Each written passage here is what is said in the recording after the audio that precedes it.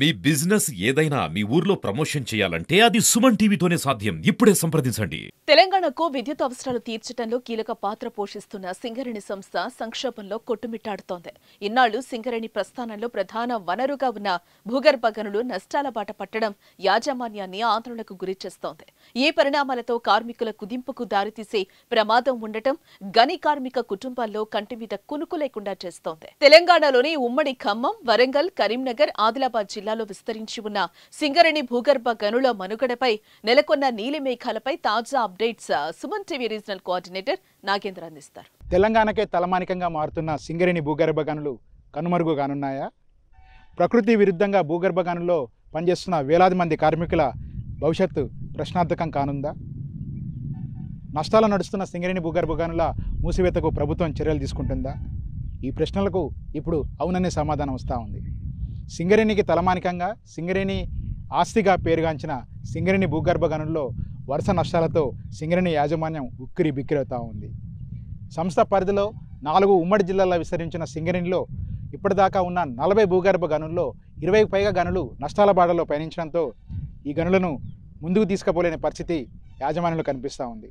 ఇటువంటి పరిస్థితుల్లో నష్టాల్లో ఉన్న భూగర్భ గనులను మూసివేసి ఓపెన్ కాస్ట్ గనుల విస్తరణ దిశగా ప్రభుత్వం కార్యాచరణ రూపొందిస్తుందనే వార్తలు ఇప్పుడు సింగరేణి గని కార్మికుల్లో గుబులు పుట్టిస్తున్నాయి.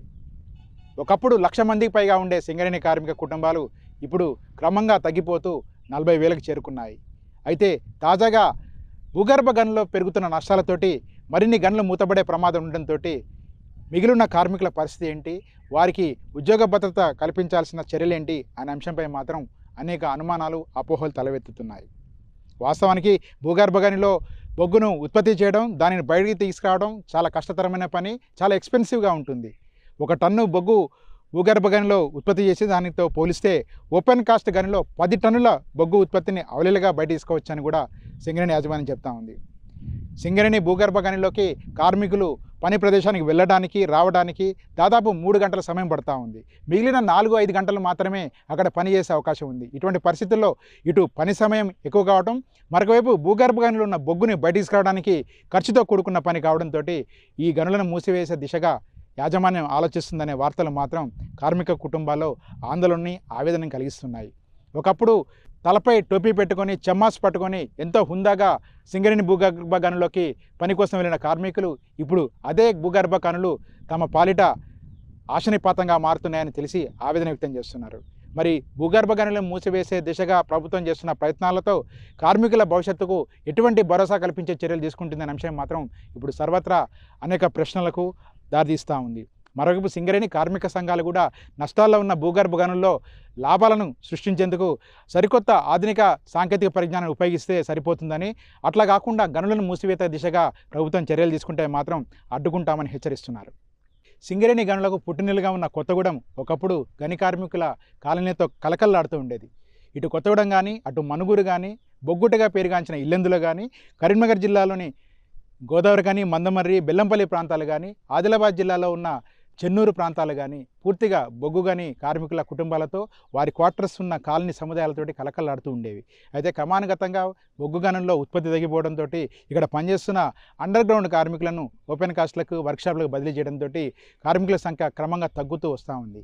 తాజాగా గత 2 ఏళ్లుగా భూగర్భ గనుల్లో వరుసగా వస్తున్న భారీ నష్టాలతోటి సింగరేణి యాజమాన్యం అతలకుతలం అవుతున్న పరిస్థితి కనిపిస్తూ ఉంది.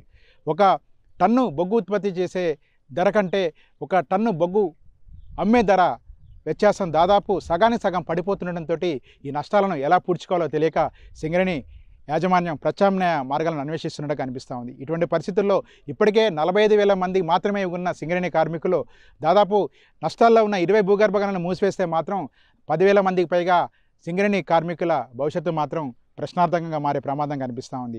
మరి ఈ మారుతున్న టెక్నాలజీని వినియోగించుకొని భూగర్భ గనుల్లో ఉత్పత్తిని పెంచేందుకు ప్రయత్నం చేస్తారా? తక్కువ ఖర్చుతోటి ఎక్కువ ఉత్పత్తి చేసే ప్రయత్నంలో భాగంగా కార్మికులను తగ్గించే ప్రయత్నం చేస్తారా? లేదా కార్మికులను ఆల్టర్నేట్ ప్లేసెస్లోకి ట్రాన్స్ఫర్ చేస్తారా అనే అంశంపై మాత్రం నెలకొన్న సందేహాలకు సమాధానం దొరకాలంటే సింగరేణి యాజమాన్యం మాత్రమే స్పందించాల్సిన పరిస్థితి కనిపిస్తూ ఉంది.